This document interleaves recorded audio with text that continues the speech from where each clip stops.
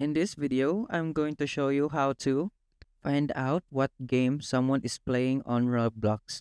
Now, as you can see, it we can also see what someone is playing right now. Look, these five of my friends are offline, and this one friend is online. As you can see, if I just click, I didn't click it, just like look at my mouse, and I was just swaying here.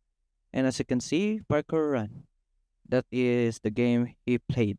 And the second method is just to click, and now he didn't play anything right now. So if you see a gamepad right here, you can also click it and you can go exactly what game that he played. And as you can see, he is right now offline. That's why I cannot click it. And I think it's the most easiest way to know what someone is playing with.